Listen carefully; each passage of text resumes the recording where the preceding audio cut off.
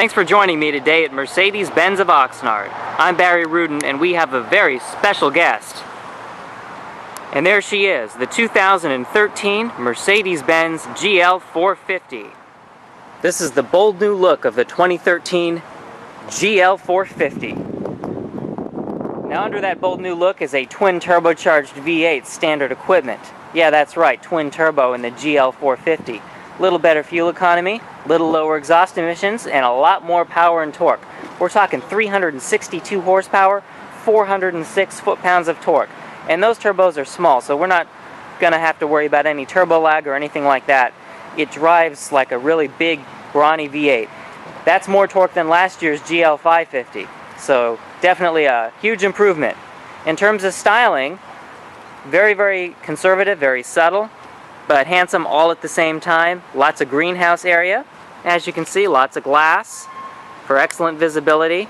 Larger rear window. Ponton fender from the E-Class sedan. This particular GL has the appearance package, so it has exhaust pipes. Yeah, I know, exhaust pipes aren't standard anymore because we don't want people to think that our cars pollute.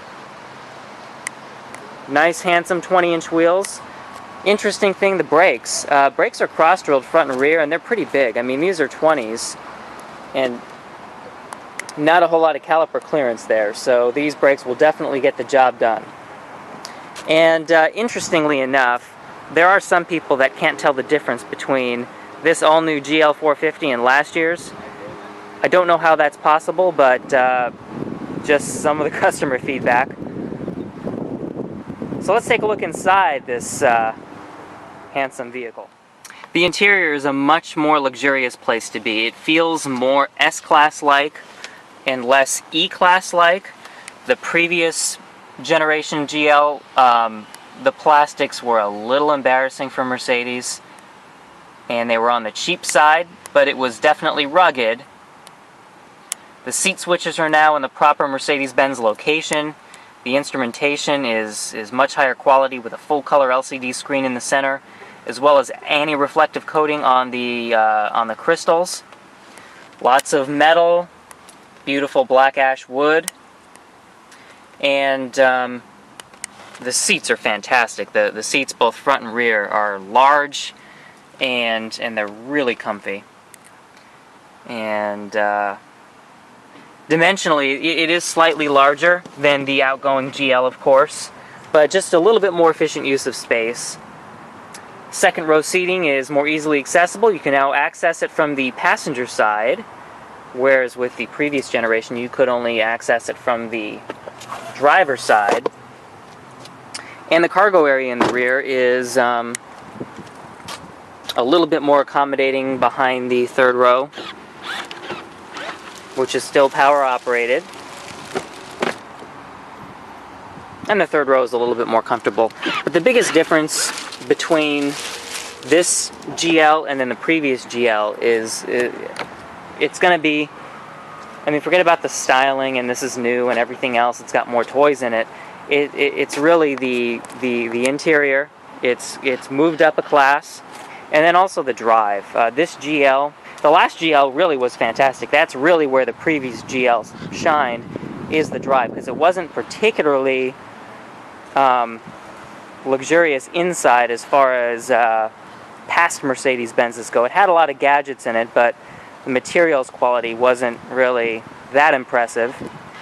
But this GL is very impressive on the inside, and it really drives even more car-like. And that really is impressive, because the previous GL was very, very car-like. With the twin-turbo engine, it's very smooth and very responsive and powerful. And,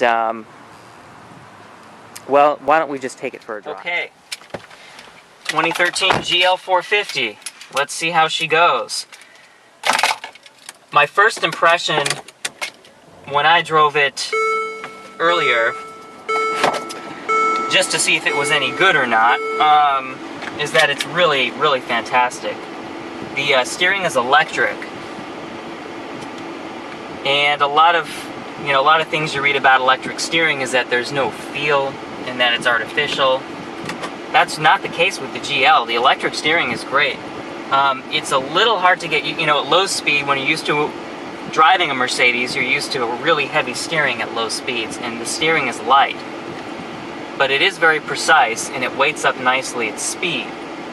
The other thing that's a little difficult to get used to in a Mercedes is the self-centering. Mercedes-Benzes historically have not self-centered. Just the way the suspension is aligned, it doesn't allow for self-centering because that removes feel. But because this is electric, it artificially self-centers itself quite strongly, I might add, and it goes right on back to center. So Americans will like that, because that's one thing that Americans have complained about in the past, is that the steering wheel on Mercedes cars doesn't self-center after a corner. 7G transmission is the plus, and it's great, just like it is in all the other 7G Tronic Plus cars. This particular GL has the adaptive suspension, so in addition to the air shocks, which are standard at all four wheels, this has adaptive damping, and you can adjust either comfort or sport in addition to the ride height control. And it's very, very impressive. The previous GL and ML didn't really have as much suspension travel in the rear as, say, the Land Rover LR4, and you know, that's something that I noticed because I really like the Land Rover LR4, and it's fantastic off-road, and having that travel is kind of nice. Not that anyone's really going to go off-road besides me anyways, but this GL has a lot of suspension travel in the rear, and with the adaptive damping, it does a real great job of not bottoming out over bumps. The ride is incredibly smooth, and even though the wheels are 20-inch, they're 50 series tires, so it's a 275 50/20. So it's got a pretty beefy sidewall, so you can still get ride quality preserved and have really good style. 19-inch wheels are standard on this GL, just like they were on the last GL. It's a quieter place. It really is. It's not quite S-Class quiet. The GL550 has the double pane glass. You can't even special order it on the 450s anymore, unfortunately.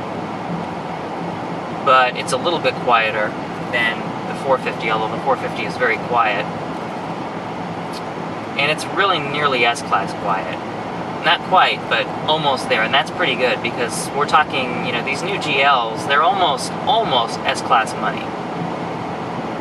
If you adjust for equipment and things like that, a GL550 is about 10 grand less than an S550, and then a 450 is you know, a whole lot less.